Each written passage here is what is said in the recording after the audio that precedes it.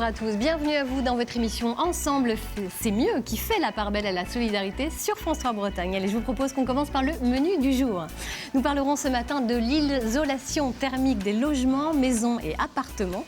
Si vous êtes propriétaire, vous avez des obligations à respecter. C'est une volonté du législateur, nous vous dirons lesquelles dans quelques instants. Nos vêtements peuvent être aussi source d'une excellente isolation thermique. Avec notre conseillère en images, Justine Lemoine, nous ferons le point sur les fabuleux pouvoirs des matières textiles innovantes. Il sera aussi question d'enfance. Gwendoline Brahim, quant à elle, s'intéressera à une question à laquelle bon nombre d'entre nous ont été confrontés. Un animal de compagnie pour les enfants, est-ce une bonne ou une mauvaise idée? Eh bien, elle nous aidera à trancher. Nous ferons également un focus, évidemment, sur des centres de loisirs, pas comme les autres. L'association Loisirs Pluriels y mêle enfants valides et handicapés. Et le résultat est enrichissant des deux côtés. Et puis après le diagnostic énergétique, Karl Brozek nous fera également un diagnostic philosophique en plateau dans cette émission. Il sera question de chaleur humaine. Alors aurons-nous une bonne note? Eh bien, mystère, on verra ça tout à l'heure. Nous ferons enfin la connaissance d'Odile, une marionnette bretonne un peu revêche et qui ne mâche pas ses mots, notamment à l'égard de son fils qui est ventriloque, David Eldé. Tous deux seront avec nous en plateau ce matin. Voilà pour le menu danse de ce matin. Bienvenue à tous, bienvenue à vous, Catherine. Bonjour. Vous mettrez votre petit grain de sel tout au long de cette émission. Qu'attendez-vous d'une émission sur le thème de l'isolation thermique? Eh bien, j'ai envie de confronter même deux thèmes abordés dans cette émission, c'est-à-dire l'isolation thermique et les animaux de compagnie, puisque Gwendoline va nous parler des animaux de compagnie. Dans le temps, quand on y pense, et c'est peut-être Odile va nous le confirmer aussi, on mettait les vaches à côté du lieu de vie pour aider à chauffer un peu la maisonnée. C'est tout à fait vrai. Donc on pourrait reprendre ça aussi, des animaux de compagnie, 1 mètre de mur, les gens, et voilà, bien pouillé avec la bonne laine, le petit châle sur les épaules.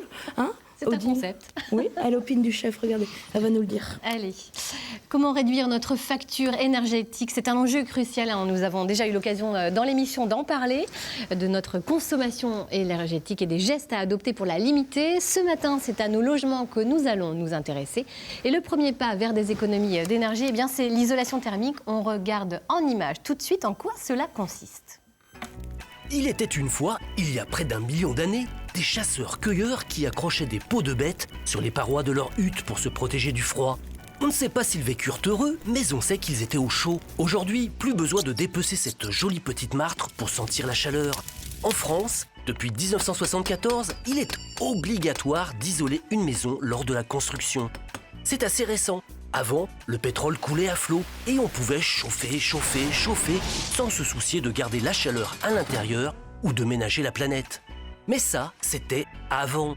De nos jours, plus personne ne veut d'une maison qui fuit. Question de confort et surtout d'économie. Sans isolation, 30% de la chaleur de vos radiateurs s'échappe par le toit, 25% s'enfuit par les murs et 15% se fait la malle par les fenêtres. Ça allonge sacrément la note. Mais pas de panique, il existe des dizaines de matériaux différents pour éviter d'avoir l'impression de vivre au milieu de la banquise ou du désert. Laine de verre, liège, polystyrène ou encore chanvre. Le choix est vaste. Le prix de ces matériaux varie de 3 à 100 € par mètre carré. Mais pour rentrer dans vos frais, il existe des aides financières des communes et de certaines régions. Mais aussi des déductions fiscales, des primes dites énergie ou des prêts à taux zéro. Alors, un bon conseil, avant de commencer votre chantier, commencez par vous isoler pour étudier tout ça. Restez zen. Donc, l'isolation thermique de nos logements, on en parle ce matin, c'est le thème du jour. Isoler son logement pour en faire un nu confortable et douillet, pour réduire notre facture sur le plan énergétique notamment. En la matière, les propriétaires ont des obligations. C'est ce que nous allons voir tout de suite avec maître Alexis Croix. Bonjour, bienvenue à vous. Oui, bonjour. Vous êtes avocat. Oui. L'enjeu, c'est la fameuse transition énergétique. C'est bien cela qui a motivé le législateur. Oui, c'est bien ça. On vient de voir dans le reportage qu'effectivement, un logement mal isolé entraînait des surconsommations d'énergie qui sont très importantes, et en tout cas des pertes d'énergie qui impliquent que derrière, on est obligé de consommer beaucoup plus. Donc l'objectif du gouvernement et du législateur, c'était en 2015, par une loi du 17 août 2015, qu'on appelle la loi de transition énergétique. La fameuse loi de transition énergétique, de fixer un certain nombre d'objectifs. Il y a 3 objectifs principaux qui sont définis. Lutter contre le dérèglement climatique, favoriser la réduction de la facture énergétique, on est tous concernés par ça, et puis renforcer l'indépendance énergétique. Alors ça, ce sont pour les immeubles d'ores et déjà construits, hein, on est bien d'accord. Il y a donc des obligations à respecter.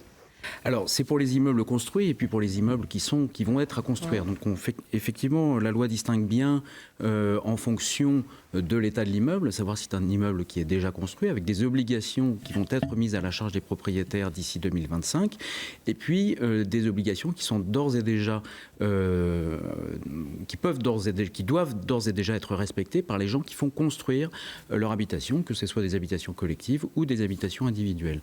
Donc, dans le collectif, on a un horizon à 2025 qui est fixé avec certaines obligations qui sont mises à la charge des propriétaires, qu'ils soient en copropriété ou qu'ils soient tout seuls. On peut avoir un immeuble collectif qui ne possède qu'un seul propriétaire. Et c'est vrai, oui, voilà. Effectivement. Alors la loi oblige aussi les immeubles en copropriété à individualiser les frais de chauffage.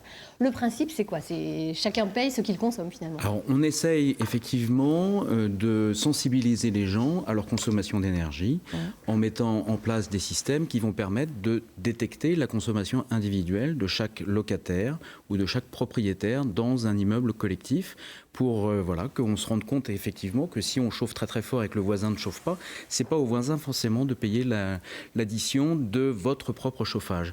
Donc il y a des copropriétés dans lesquelles c'est la majorité, on va devoir individualiser la mesure de la consommation d'énergie qui est la vôtre pour éviter de trop mutualiser en réalité, puis de déresponsabiliser les habitants des copropriétés. Parce qu'il y a eu des abus en la matière, forcément. Il y a forcément des abus, comme dans beaucoup de choses. Oui.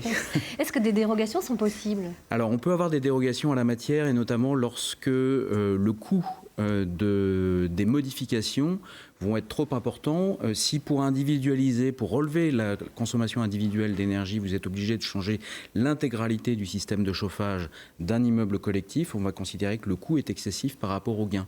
Et dans ce cas-là, vous aurez la possibilité d'avoir une dérogation en la matière. Et puis il y a des immeubles dans lesquels on ne peut pas mesurer individuellement parce qu'on ne maîtrise pas individuellement le niveau de chauffage où tout est... vous n'avez pas de robinet de réglage. Donc dans ces cas-là, effectivement, on peut également avoir des dérogations. Alors maintenant, on va parler des propriétaires qui louent leurs biens. Est-ce qu'ils restent eux aussi soumis à des obligations? Et si oui, lesquelles? Ah oui, alors un propriétaire, il a toujours des obligations de toute façon, qui découlent notamment de la loi de 89 sur les baux d'habitation. Il est déjà tenu de fournir à son locataire un local décent. Qui permet de préserver la santé et la sécurité de ses occupants.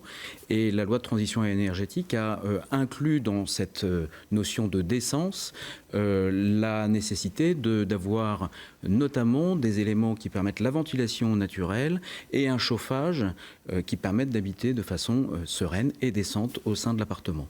Donc le propriétaire, si le local ne répond pas à ces obligations-là, peut effectivement avoir certaines obligations de réaliser des travaux, à défaut de quoi il s'expose à un certain nombre de sanctions. Et on ne badine pas avec le sujet parce que le législateur a même été jusqu'à prévoir des dérogations aux règles d'urbanisme s'il s'agit de réaliser des économies d'énergie. Alors oui, c'est là qu'on voit que c'est effectivement un objectif qui est assez important pour le gouvernement. Après, on peut forcément, il y a toujours des... Est-ce qu'on va assez loin? Ça peut toujours être la question, je ne sais pas. On peut toujours aller plus loin peut-être. On peut toujours aller plus loin, c'est toujours des petits pas de toute façon qui sont réalisés. Et on connaît la rigueur des règles d'urbanisme et lorsqu'on ne les respecte pas, on s'expose effectivement à un certain nombre de sanctions, dont parfois la démolition d'un bâtiment. Mais là, vous avez la possibilité, lorsque vous avez un projet qui ne respecte pas les règles d'urbanisme, de solliciter une dispense de respect de certaines des règles, à condition de démontrer que votre projet va apporter en réalité des économies d'énergie.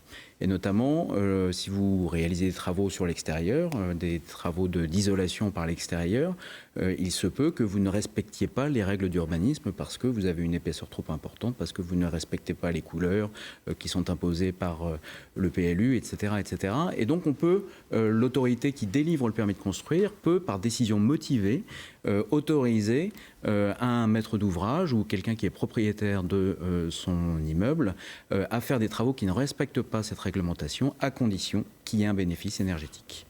Écoutez, merci beaucoup Maître Croix. Vous restez avec nous, on reviendra sur cette thématique de l'isolation thermique un petit peu plus tard dans cette émission. On n'a pas encore parlé du DPE, on en parlera tout à l'heure. Vous restez avec nous. On va rester dans cette thématique d'isolation, mais alors cette fois-ci appliquée aux vêtements. N'est-ce pas Justine? Vous êtes notre conseillère en images et vous avez fait tous les placards pour trouver les matières textiles innovantes qui nous tiennent chaud. Exactement. Alors, une matière innovante, mais là qui est finalement assez connue et reconnue par nombreux d'entre nous, et surtout pour les plus frileux, ça va être le thermolactyle. On ne citera pas de marque. Tout le monde y pense, c'est très fort. Oui, tout le monde y pense parce que c'est un label qui est certifié par cette marque-là et c'est un produit quand même qui est essentiel au quotidien, surtout par ces périodes de grand froid et pour toute la famille, aussi bien pour les hommes, les femmes et également les enfants. Est-ce que tout le monde a testé sur ce plateau? Le thermolactyle, est-ce que ça tient vraiment bien chaud? Il y a longtemps, mais de mémoire, oui. Oui, bon, ça. Alors, c'est vrai que ça n'a pas ce côté très moderne, on peut se dire. C'est une image, mais en même temps, la matière était quand même très très innovante. Très innovante. En fait, c'est innovante et puis en plus maintenant il y a de plus en plus de marques qui l'utilisent de façon plus sympa dans des coloris différents avec des modèles aussi différents et on est vraiment sur un produit essentiel et très efficace et qui est joli en plus à présent que l'on peut porter non pas en dessous mais aussi également justement sur un jean ou avec une petite jupe ou quoi que ce soit. Mais c'est vrai que l'idée du thermolactyle, c'est vraiment en fait de retenir la chaleur du corps, mais sans éviter, tout en laissant passer la transpiration et donc avoir une bonne gestion de l'humidité également. Donc c'est un produit qui est très intéressant. C'est un basique surtout à avoir lorsqu'on aime bien les petites matières un peu légères, un peu fluides, parce que quand on le met en dessous, ça ne se voit pas et au moins on est sûr d'avoir bien chaud. Donc, c'est intéressant quand même. C'est plutôt pas mal. Alors il y a également des textiles anti-ondes. Exactement. Ça c'est encore plus innovant parce que c'est plus récent, on va dire. Oui, c'est un petit peu plus récent, mais c'est vrai que c'est quand même d'actualité puisqu'on est entouré quand même d'ondes, que ce soit par la Wi-Fi, les smartphones, le micro-ondes, bref, au quotidien, ce sont vraiment des appareils qui sont utiles et qui nous facilitent la vie. Mais à côté de ça, il y a eu quand même de nombreuses études qui ont démontré que ça avait tendance à avoir un grand rayonnement en fait et qu'ils émettent beaucoup d'ondes. Excusez-moi, je vais y arriver. Donc au cours des 25 dernières années, les chercheurs vraiment ont mis en évidence plusieurs risques sanitaires potentiels et notamment en fait surtout pour les femmes enceintes et justement les bébés. Donc, est-ce qu'un textile peut vraiment nous protéger des ondes? Qu'est-ce qu'il y a dedans pour que ce soit à ce point-là? Alors, en fait, ce qui, dans les produits que je vais vous présenter là, l'idée c'est que c'est doublé en fait avec un tissu protecteur. Donc là, on peut voir aussi un petit peu l'intérieur. D'accord. C'est 50% en fait à base de fibres d'argent et oui, tout à fait. Intéressant. Tu peux toucher. Oui. Allez-y, bien évidemment. Ça plaît beaucoup à Catherine. Oui, c'est pas mal. Et ça a les mêmes vertus en fait qu'une feuille protectrice d'aluminium en fait à peu près de 6 mm. C'est ça. C'est plus discret que le casque, mais c'est pas mal. Voilà, tout à fait. Mais là où c'est intéressant, c'est que, par exemple, notamment, moi, je le vois, quand je travaille sur mon ordinateur, je le pose directement sur mes genoux, ou je vais avoir mon smartphone. Là, au moins, en fait, alors, c'est peut-être pas utilisé tout le temps, sauf si ça peut se positionner sous un pull loose également, mais vous allez pouvoir vraiment le mettre quand vous avez envie de vous relaxer et de pouvoir continuer à travailler. Donc il y a soit cette petite ceinture effectivement alors en différentes tailles et dans différents coloris, ou puis sinon vous avez en fait les petits plaids. Voilà, qu'on positionne un petit peu comme ça, alors ça réchauffe et en plus ça protège, donc c'est assez intéressant. Parfait. Alors il y a une dernière innovation, ce sont les textiles Gore-Tex. Oui, Qu'est-ce que oui. c'est ?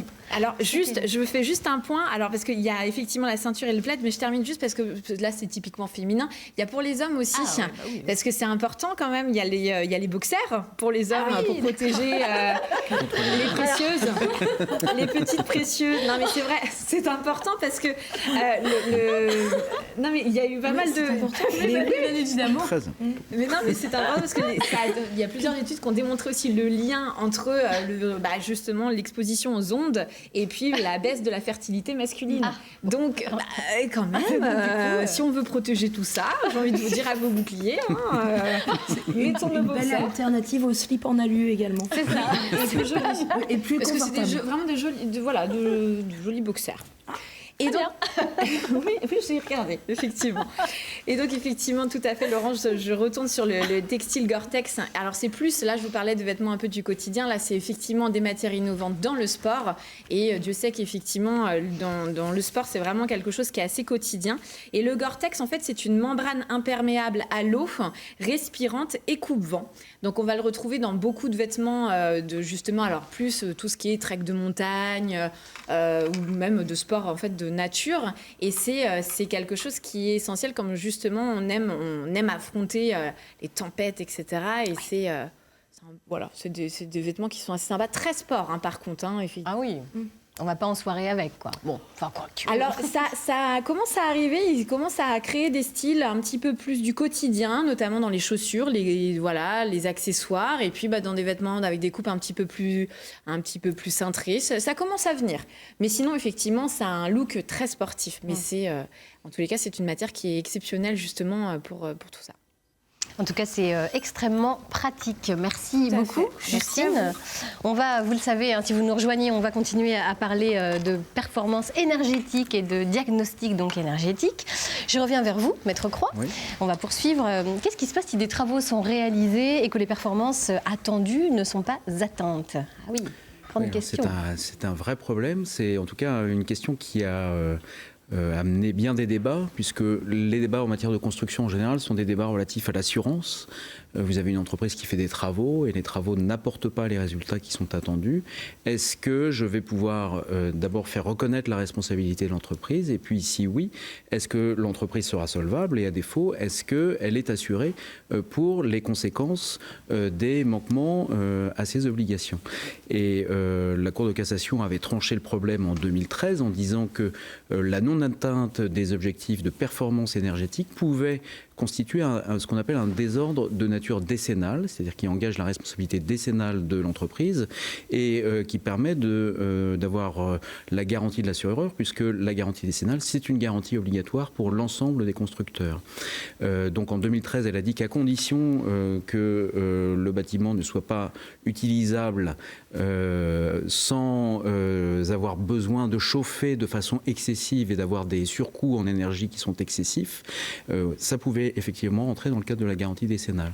Et cette jurisprudence a été intégrée dans la loi de transition énergétique, dans le code de la construction et de l'habitation, et qui prévoit effectivement un certain nombre de conditions qui permettent d'engager la responsabilité décennale des constructeurs. Donc on est protégé par la loi. On est protégé par la loi, mais encore une fois, il faut vraiment qu'on aboutisse à un coût démesuré en réalité de chauffage notamment, pour pouvoir espérer engager la responsabilité des constructeurs, que ce soit le fabricant des matériaux qui ont été mis en œuvre, que ce soit l'architecte ou le maître d'œuvre qui a conçu le principe de l'habitation, ou que ce soit les entreprises qui ont réalisé les travaux. Merci. Alors, on rappelle que si vous nous rejoignez, avant 2025, les propriétaires doivent établir un DPE, un diagnostic de performance énergétique. Et alors, si le bien est classé en F ou en G, on a l'obligation de réaliser des travaux pour en améliorer la performance énergétique. C'est bien ça ? C'est ça, tout à fait. Alors, les classements, vous voyez ce que c'est. On a sur tous les appareils électroménagers les petites flèches. Voilà. Il y a la même chose en matière d'immobilier aujourd'hui, où il y a déjà toute une série de diagnostics qui doivent être réalisés lorsque vous vendez un immeuble, au plomb, à l'amiante. Je ne vais pas faire la liste. Voilà. Mais il y aura effectivement une obligation complémentaire à partir de 2025 pour toute cession, toute transmission cession d'un bien immobilier, toute vente, donc des immeubles qui sont déjà construits. Donc après 2025, lorsque vous vendrez votre appartement ou votre maison, vous aurez dû préalablement établir un diagnostic de performance énergétique. Et si vous êtes très mal classé, donc F ou G, vous aurez nécessairement à réaliser les travaux qui permettront de faire revenir votre logement dans des classes qui sont moins énergivores. Très bien. Alors, je vous propose maintenant d'écouter la question d'un de nos téléspectateurs. Il s'appelle Antoine. Il habite Lorient. On écoute. Bonjour, Antoine de Lorient. J'ai récemment isolé mes combles. Me conseillez-vous d'isoler mon vide sanitaire? Si oui, avec quel matériau? Merci. Alors, merci Antoine pour cette question. En quoi consiste exactement un diagnostic énergétique?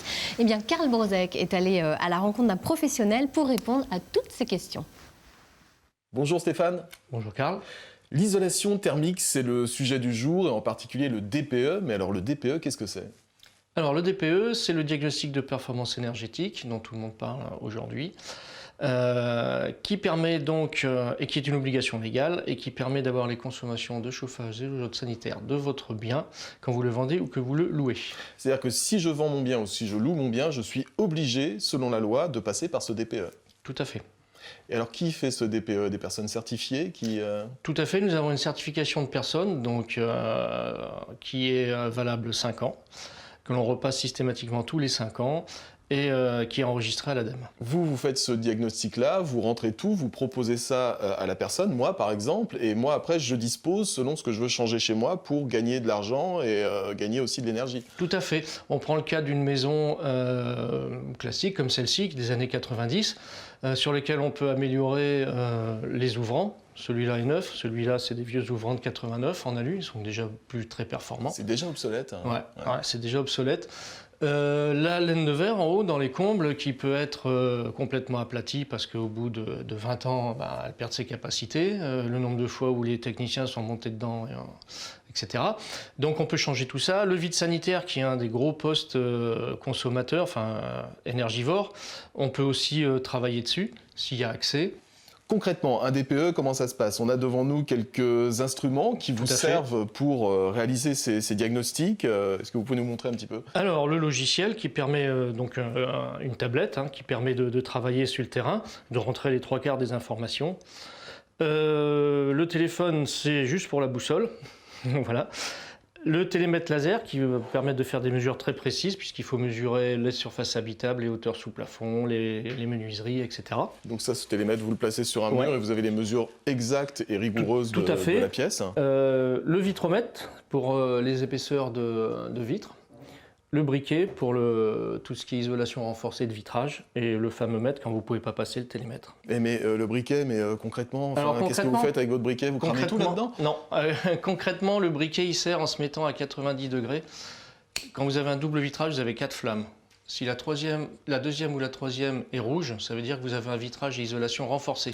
Oui, pardon, oui, j'en vois 4. Voilà. Ouais, effectivement. Et il n'y en a pas un qui n'est pas de la même couleur? Oui, il y en a une qui tire un peu sur le orange. Voilà, donc c'est qu'il y a un film d'argent. Okay. C'est invisible à l'œil nu, donc là le film d'argent est posé à l'intérieur du premier vitrage. Waouh, j'apprends des trucs. Voilà. Si je fais ça devant mes potes, j'ai des chances. Vous pouvez les impressionner, surtout si vous ont dit qu'ils ont mis des fenêtres top niveau. Si vous faites ça et qu'il n'y a pas de flamme rouge, il n'a pas mis une fenêtre top niveau. Génial, je retiens. Humour. La boussole, ça sert à quoi également? Parce que vous avez parlé du téléphone portable pour avoir une boussole, mais ça me sert à quoi une boussole? Alors boussole, c'est très simple. Dans le DPE, on réagit à l'orientation. Des fenêtres sud ne vont pas avoir le même apport que les fenêtres nord. Idem pour tout ce qui est mur. Ça veut dire que je pose des fenêtres différentes selon l'orientation de la maison? Non, ça veut dire qu'elles vont pas être notées de la même façon. Celle-là, elle va apporter beaucoup moins en plein nord que celle qui est plein sud. Donc le logiciel prend ça en compte. Plus on a d'apport sud, meilleur est le DPE. Si j'ai que des fenêtres au nord et des meurtrières au sud, le DPE sera moins bon. Très bien, donc que j'ai la fibre un peu écolo ou que je veuille tout simplement faire des économies chez moi, des économies d'énergie, j'ai tout intérêt à réaliser un DPE fait par un artisan qui sera tout à fait spécialisé dans la chose. Un bon DPE de base, après ça vous permet de travailler sur votre bâti. Merci beaucoup Stéphane. Merci Karl. Merci pour toutes ces astuces. Alors, on l'a compris, la technique du briquet, ça vous a beaucoup plu, Catherine? Pour épater. Et puis, comme on le disait, ça peut quand même nous faire perdre des amis si il n'y a pas ce fameux 4e film en argent. Et a fortiori, imaginons, on vient taxer le briquet à son ami, donc là oui, clairement on peut perdre des amis, ça peut être dangereux. Mais on peut se la péter quand même, donc c'est un peu plus intéressant que des amis. Allez, si on a perdu un ami, on peut peut-être en retrouver un autre avec un animal de compagnie. Et c'est le sujet du jour. De votre côté, Gwendoline. Exactement. Un animal de compagnie pour mon enfant, est-ce que c'est une bonne ou une mauvaise idée? Alors, c'est une question quand même très importante. Parce très importante. La demande de son enfant. Je voudrais un chat, je voudrais un chien. C'est exactement ça. Souvent, les enfants ont des petites lubies comme ça. C'est plus qu'une lubie, là. Oui. Voilà. Il y a des demandes qui sont plus ou moins réalisables. Souvent, ils rentrent de l'école, ils ont vu des trucs, des expériences, ils veulent un labo. On leur fait visiter le musée, ils veulent une momie. Et s'ils vont en week-end chez le copain qui a une ménagerie, voire même une ferme, ils rentrent, ils veulent absolument des animaux, alors que ce soit le chien, le chat, le poisson rouge, le serpent, que sais-je. Est-ce qu'on dit oui tout de suite? Parce qu'en tant que parent, on a envie de leur faire plaisir, ils sont tout mignons, ils ont des yeux qui brillent. Mais est-ce que vraiment il faut dire oui tout de suite à l'animal de compagnie? Oui, donc toi Catherine, oui, évidemment, mais pas forcément. Alors, déjà, on leur demande... Quelles sont les questions à se poser avant de sauter le pas, justement? Voilà, on leur demande pourquoi. Et qu'importe l'âge qu'ils ont, on leur demande pourquoi ils veulent un animal de compagnie. Parce que forcément, si votre enfant vient de regarder Belle et Sébastien, qui t'imagine vivre une relation vraiment particulière avec un chien de berger, il faut laisser quelques temps quand même pour faire redescendre le soufflet.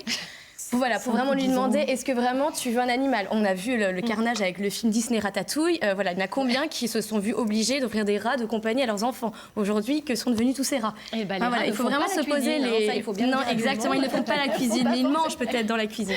Donc voilà, il faut vraiment savoir se poser les bonnes questions et leur poser la question qu'importe l'âge qu'ils ont. Et vérifier que ce ne soit pas juste une lubie ou parce qu'ils ont vu un petit dessin animé ou parce que le copain a cet animal-là, est-ce que vraiment eux, ils se sentent capables de s'occuper de cet animal, justement? Donc il faut rappeler que ça n'est pas un jouet. Voilà, une fois que vraiment la décision est prise, l'animal, il va rentrer dans la vie de famille, on peut d'abord se poser la question de quel animal on prend. Voilà. Parce que quand on vit dans 50 mètres carrés, on ne va pas prendre un Saint-Bernard, sauf si on a décidé de céder son lit, par exemple.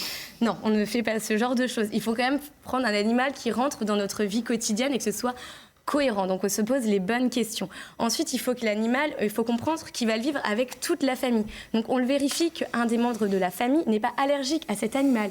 Parce que ça peut vite virer au drame si la petite sœur, par exemple, est allergique au chat. On est obligé de se débarrasser d'elle. Voilà, exactement. C'est terrible. Alors que le coup, voilà, c'est souvent plus facile le chat que l'enfant. Ça peut être très très mal perçu.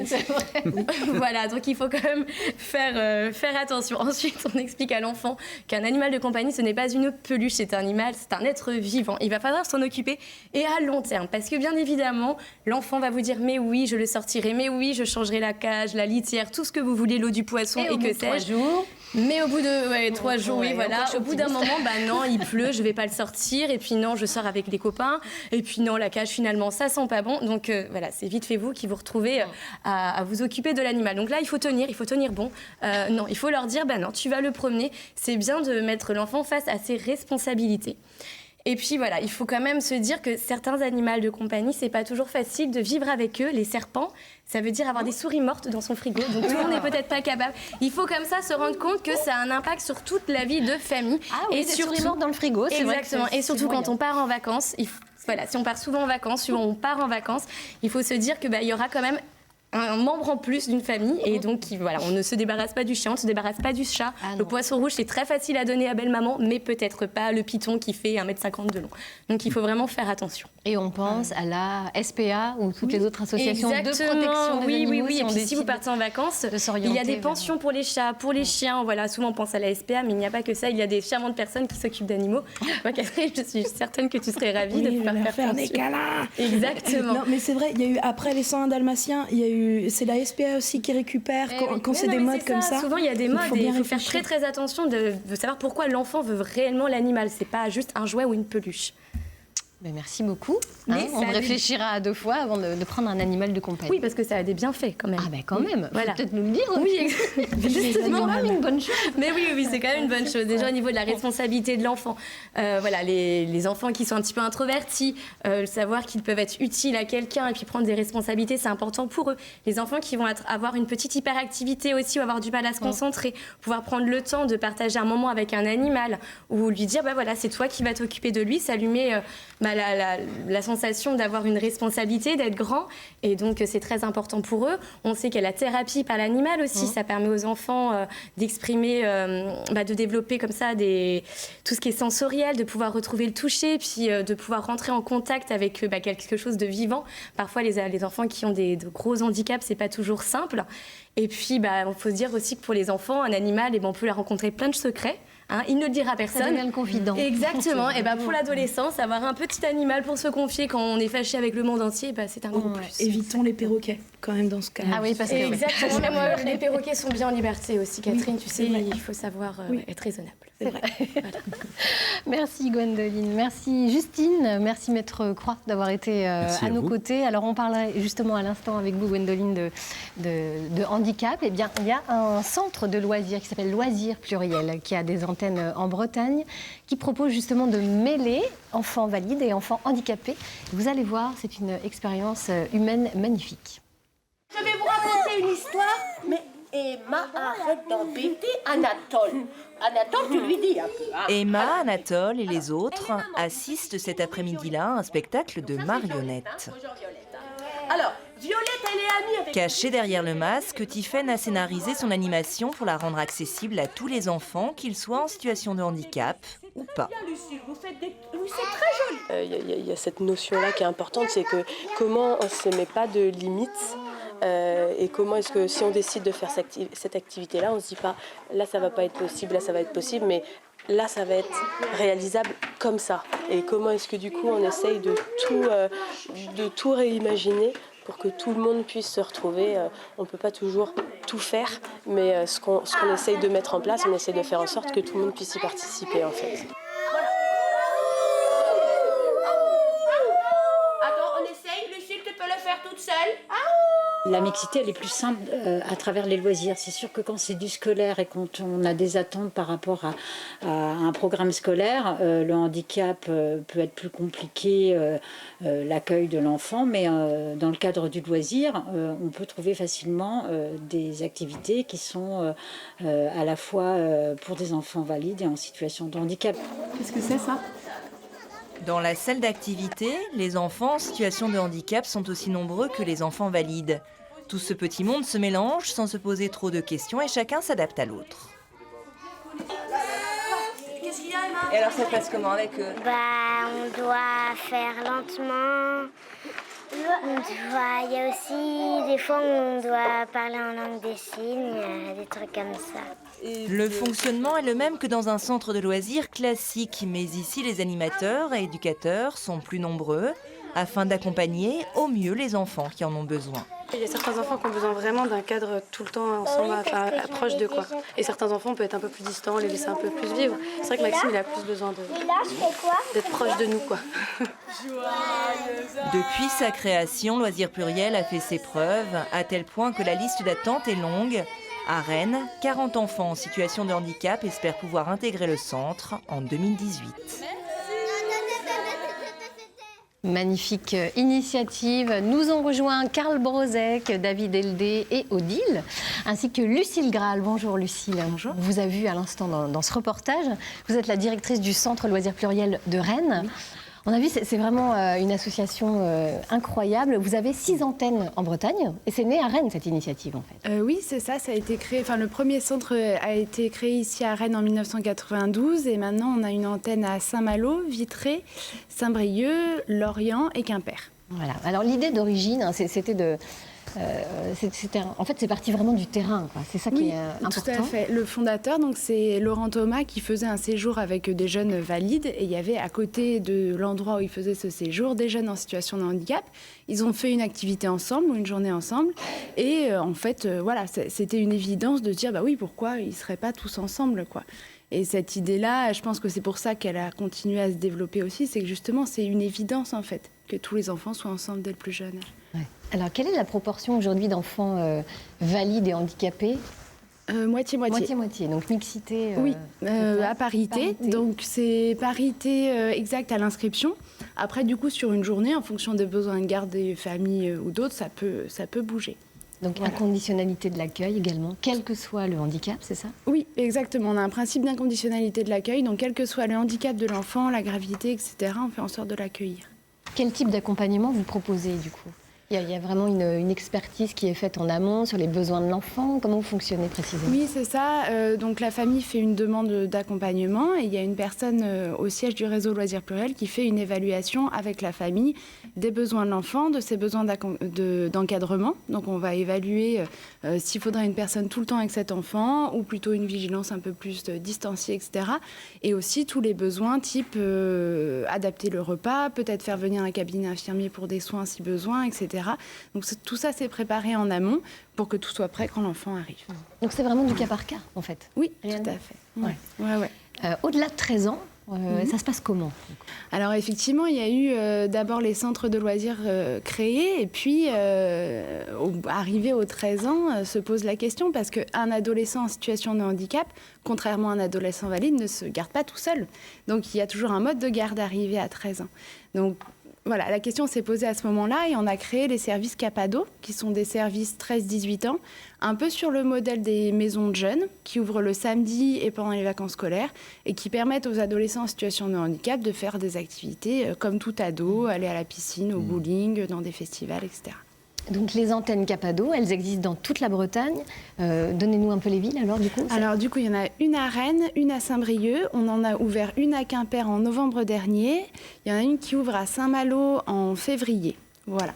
Donc le maillage breton est vraiment complet. Le projet, c'est d'avoir vraiment à l'avenir un service Capado pour un centre loisirs pluriel.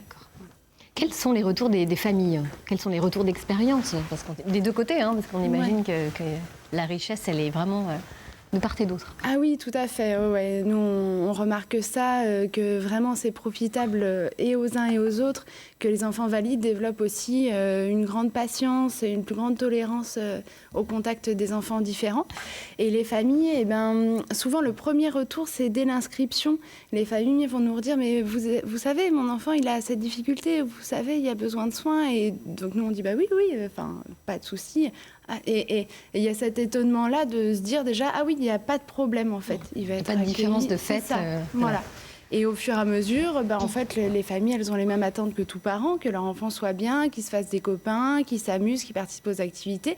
Et quand ils se rendent compte que c'est le cas, ils sont en confiance. Et puis, ils peuvent aussi partir l'esprit libre et avoir du temps pour eux. Et c'est aussi un des grands objectifs de notre travail. Il y a une fierté, on imagine, de la part des parents, de voir leur enfant réussir à faire toutes les activités proposées. Oui. Et puis parfois, des choses qu'ils ne s'imaginent pas. On a fait, par exemple, l'année dernière, un projet roller pour tous. Ah, mais mon enfant a fait du roller, j'aurais jamais osé essayer. Oh, oui, ça marche. Et voilà, leur enfant est comme les autres, quoi. Alors, on imagine que les places sont chères, entre guillemets. Il y a une liste d'attente. Comment ça se passe? C'est déjà complet là, pour les vacances de février, par exemple, dans le centre loisirs pluriel de Rennes? Oui, c'est complet, avec aussi la petite contrainte, là, comme c'est lundi prochain et qu'on a cette préparation d'accueil à faire. Là, on a clos les inscriptions. Pour les vacances de Pâques, on peut d'ores et déjà vous contacter? Oui, tout à fait. Alors, dépendant des centres, il y a une liste d'attente ou pas, ou plus ou moins longue. Et puis, ça peut dépendre aussi des besoins d'accueil des parents, si c'est que les mercredis, que les vacances, ou les deux, si c'est de l'occasionnel, du régulier, voilà. Le mieux, c'est de se rapprocher du directeur de centre le plus proche, au service qui correspond à l'âge de l'enfant. Et là, il vous donnera toutes les informations nécessaires. Toutes les informations, on les retrouve sur votre site internet loisirs-pluriel.com. Merci beaucoup, Lucille. Karl, vous connaissiez ces centres de loisirs? Non, mais je trouve que c'est une initiative formidable parce que justement, je vais en parler tout à l'heure dans ma chronique, souvent le refus de la différence, c'est quelque chose qui n'est pas du tout naturel, mais qui est culturel. Donc si on prend les choses à la base, c'est pour le mieux. Et bien voilà, c'est aussi pour ça que vous êtes là aujourd'hui. On va, après le diagnostic énergétique, on va passer au diagnostic philosophique. On va parler de chaleur humaine. Mais oui. C'est bien aussi. Bah oui, c'est ça, après l'isolation thermique. De A à G. Alors est-ce qu'il pourrait y avoir une note? Vous la donnerez peut-être après cette chronique. Effectivement, la chaleur humaine, dans la philosophie, on pourrait se dire qu'on est là en plein territoire de la solidarité, de la fraternité. La philosophie est réputée pour l'ouverture d'esprit du philosophe, celui qui considère l'autre comme son égal, comme son alter ego, quand on voit la philosophie démarrer dans l'Antiquité grecque, on se rend compte que c'est très mal parti, c'est très mal barré. Les Grecs de l'Antiquité sont des gens extrêmement égocentriques, extrêmement égoïstes, et les philosophes ne sont pas en reste à propos de ça. C'est-à-dire que pour les citoyens de la glorieuse Athènes, 500 ans avant Jésus-Christ, on considère qu'on est à peu près les seuls êtres humains sur Terre et que les autres sont des populations, grosso modo, de bêtes de somme. D'ailleurs, vous savez d'où vient le mot barbare qu'on emploie souvent quand on est un peu raciste? Barbare, d'où ça vient, d'après vous? Tous ceux qui étaient autres que les Grecs, c'est ça? Oui, c'est-à-dire qu'en fait, barbare, en grec ancien, ça veut dire blabla.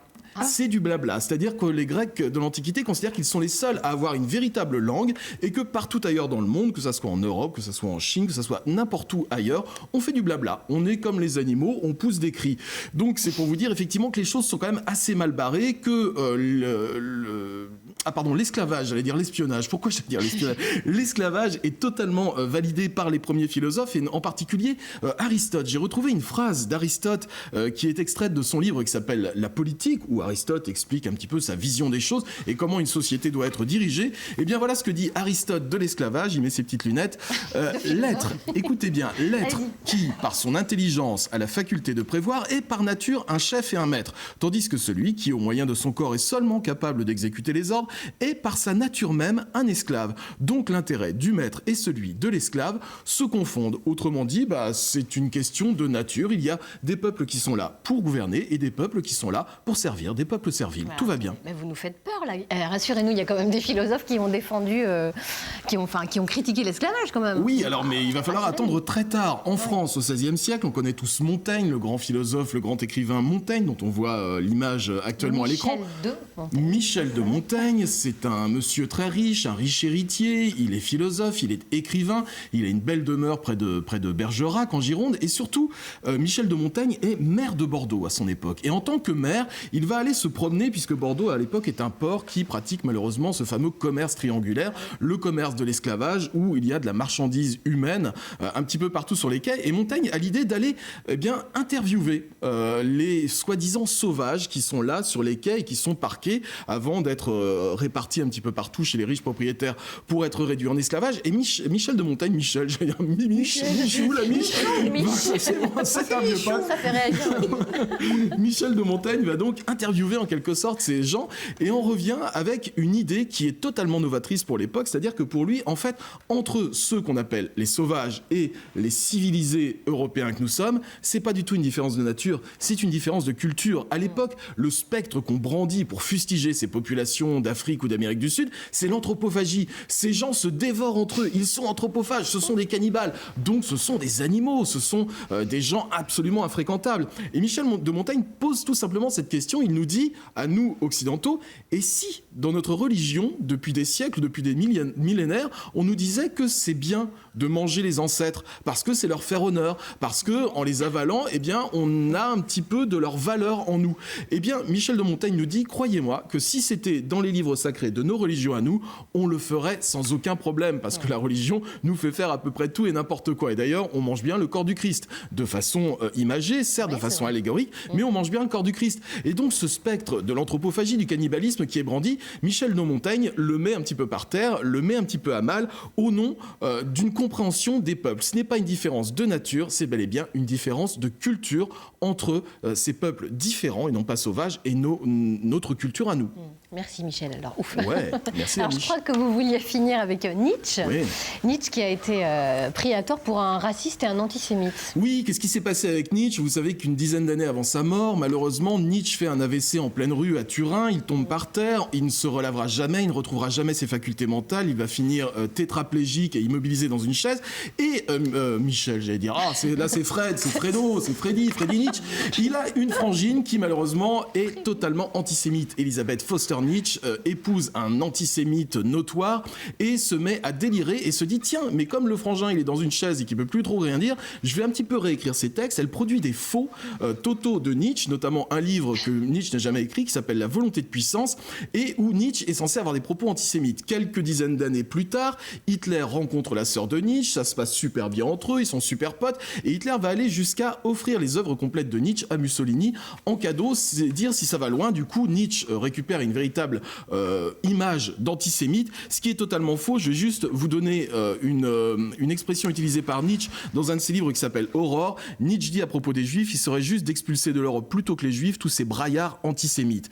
Et puis je terminerai par cette très belle phrase, là aussi de Nietzsche, que je vais vous laisser méditer, encore une fois sur le racisme et sur l'antisémitisme. Alain Soral, si tu nous écoutes, un petit coucou.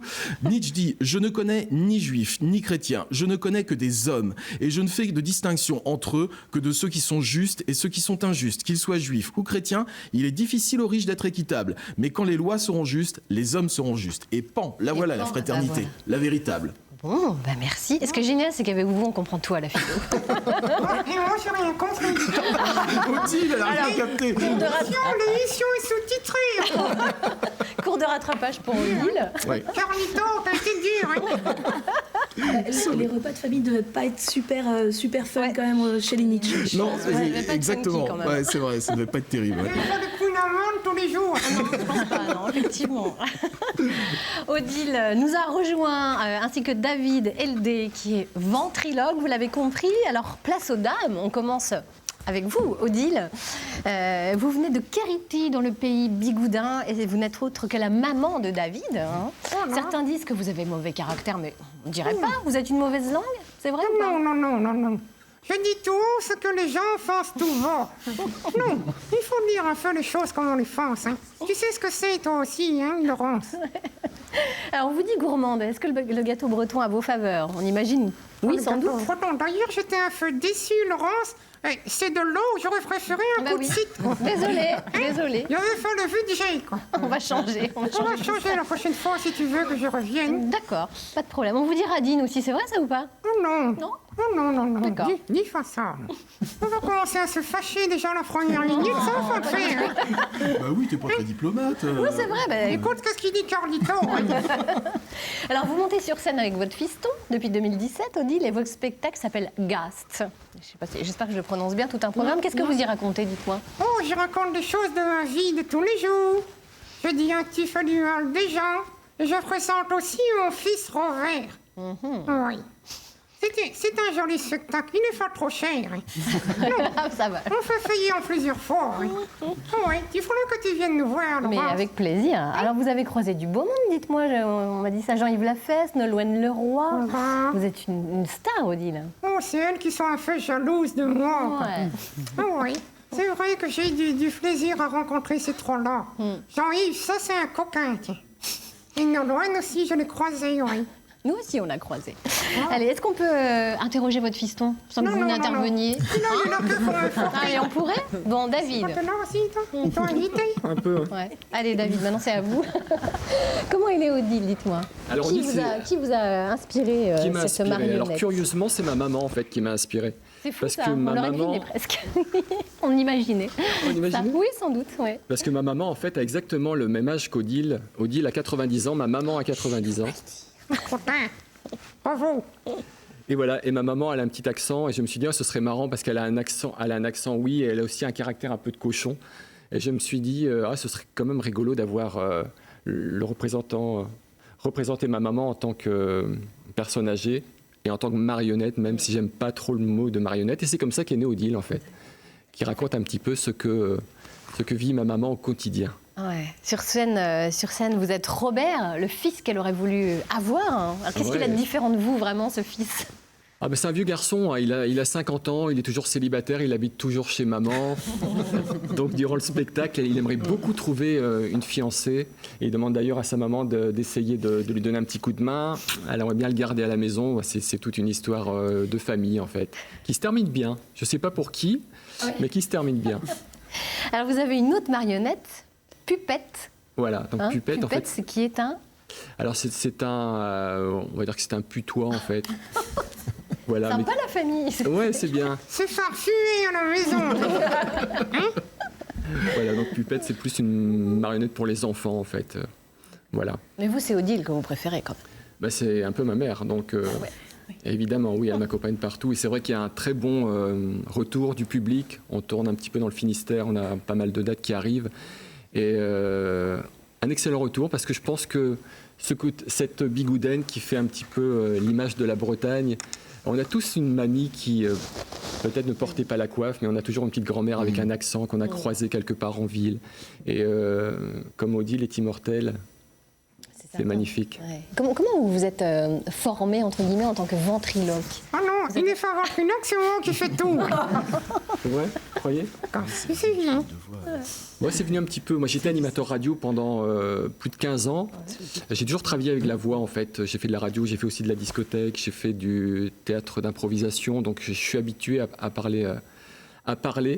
Et après ma carrière de DJ, justement, le public me manquait un petit peu, comme il manque parfois. Et je me suis dit, tiens, allez, si on essayait. Et puis, l'aventure a maintenant 5 ans. Ça continue. Odile a de plus en plus d'amis sur Facebook. Ils sont 18 000 à la suivre. Donc, elle a une petite famille. Donc, c'est sympa. Et puis, de rencontrer les gens en vrai lors de spectacles, je crois que c'est le plus beau cadeau. Je pense qu'on peut soigner les gens. Ça, c'est la plus belle des choses. Mais quand on arrive à les faire rire, c'est aussi un sacré cadeau qu'on a en retour. Et donc, c'est une super aventure qu'on vit avec Odile. C'est aussi ça, la chaleur humaine. Pas un câble, hein. Elle est DJ à ces heures, Odile, ou pas? Oh non, je sais chanter un peu. Matt Fokora. C'est tout. Tu veux que je te chante un peu, Matt Fokora? Ah bah oui. Et le contrôle. Je fais l'affaire en breton, on n'aurait pas le temps trop. Hein? Bon, Odile, on vous retrouvera lors des prochains spectacles. Vous m'aidez à annoncer les dates? Allez, le samedi 9 février, vous serez à Tréfiagat. C'est ça? C'est déjà complet. C'est déjà complet. Le dimanche 17 février, vous serez à Moëlan-sur-Mer. Dimanche après-midi. Voilà. Le dimanche 10 mars, à Plouhinec. Hein, c'est ça. Ok. Et on termine avec le samedi 13 avril à Landré-Varzec. Faut pas oublier le 17 mars au Stade de France. Là, il y aura du monde. Tu viendras aussi. Ah bah oui, bah oui. Ah oui. Et on retrouve toutes les infos sur votre site internet davidld.com. Voilà. Bon, vous avez de la concurrence là, Catherine, attention. Ah oui. Avec 18 000 amis Facebook, vous pouvez déjà remplir le Stade Rennais. Hein. Bah c'est bien. Au moins. La concurrence, c'est vrai qu'on a le même âge tous les deux, non? Est-ce qu'Odile a lu Nietzsche? Ça, c'est une grande question. Attention. Elle est quoi? Mais surtout, c'est difficile à prononcer. Escodile a lu Nietzsche. C'est un exercice de diction. Escodile a lu Nietzsche. Oui, je m'entraîne comme ça en fait. Escodile a lu Nietzsche. Je ne sais pas si l'enfer c'est les autres, Odile. Est-ce que vous pouvez répondre à cette question en 3 heures? C'est coefficient 7. Carlito, tu vas aider un peu, hein? Sûrement pas. Aussi, toi, t'es un professionnel. Est-ce qu'on peut dire des choses par le biais justement du jeu? Et je vous pose la question, Lucille, parce que dans vos centres loisirs pluriels, forcément, le jeu a une place ultra importante. Vous privilégiez des jeux, certains jeux? Oui, bien sûr. Enfin, on peut dire des choses et on peut créer plein de choses par le jeu. Justement, l'idée, c'est de se dire que si les enfants jouent ensemble dès le plus jeune âge, ils vont créer un lien. Et comme on a des enfants dans nos centres qui ont des difficultés à parler, etc., le jeu, ça permet d'aller au-delà, en fait, de toutes ces barrières-là de conversation que nous, on peut avoir. Donc, on ne va pas forcément privilégier certains jeux. C'est un peu ce que l'animatrice disait dans le reportage. On ne va pas se dire, on ne fait pas ça. On se dit qu'on peut tout faire. Mais comment on va le faire pour que tous les enfants puissent le faire? Et par le jeu et par l'activité, il y a un effet de groupe qui se crée et donc un lien qui est naturel et qu'on n'a pas besoin, nous, d'accompagner ou de forcer. Voilà. Et bien voilà, on va conclure avec ce joli message. Merci à tous d'avoir été à nos côtés. Merci beaucoup, Odile, et longue vie à vous. Merci beaucoup. En vue d'une prochaine émission, nous attendons vos témoignages sur les AMAP. Avez-vous l'habitude de les utiliser? Quels avantages y voyez-vous? Eh bien, n'hésitez pas à nous faire part de vos réactions à l'adresse qui s'affiche sur votre écran, bretagne@ensemble-c'est-mieux.fr. Et puis sinon, il y a également la page Facebook Ensemble c'est mieux avec France 3. Merci à tous d'avoir suivi ce magazine. On se retrouve demain, jeudi, autour du thème principal des acariens. Comment lutter contre ces petites bêtes qui sont source d'allergies? Eh bien, vous saurez tout grâce au conseil d'une experte en plateau. On vous souhaite une très belle journée sur France 3 Bretagne. Dans quelques minutes, vous retrouverez votre journal régional. Kenavo, belle journée.